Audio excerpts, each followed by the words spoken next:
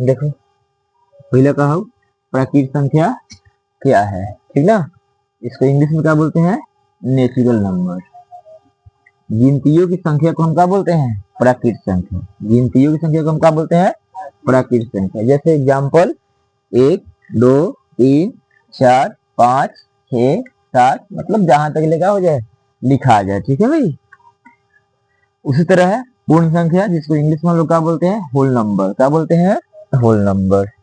इसका जो परिभाषा होता है, प्राकृतिक संख्याओं के पहले जीरो लगाने से जो संग्रह तैयार होता है उसे क्या बोलते हैं, पूर्ण संख्या बोलते हैं। एग्जाम्पल 0 1 2 3 4 करके, मतलब उसके बाद जितना तुम लिख लो।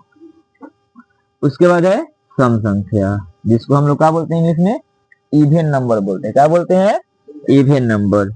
वैसी प्राकृतिक संख्या जो 2 से पूरी पूरी विभाजित हो या कट जाए उसे क्या बोलते हैं, सम संख्या बोलते हैं। जैसे 2 4 6 8 10 डॉट डॉट डॉट इंफिनिटी तक, मतलब जहां इंफिनिटी का मतलब होता है कि तुम जहां तक ले लिख लो। उसी तरह है विषम संख्या। तो वैसी प्राकृतिक संख्या जो 2 से पूरी पूरी विभाजित न हो उसे क्या बोलेंगे हम, विषम संख्या बोलेंगे। क्या बोलेंगे, विषम संख्या। जैसे 1 3 5 7 9 11 डॉट डॉट डॉट इंफिनिटी तक, ठीक है। आभास संख्या क्या है, जिसको इंग्लिश में हम क्या बोलते हैं, प्राइम नंबर।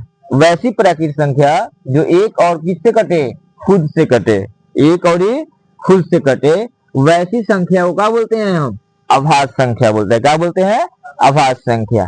जैसे एग्जाम्पल 2 3 5 7 11 13 17 19, इसके बाद क्या होगा 23, उसके बाद में 29, मतलब डॉट डॉट डॉट इंफिनिटी तक।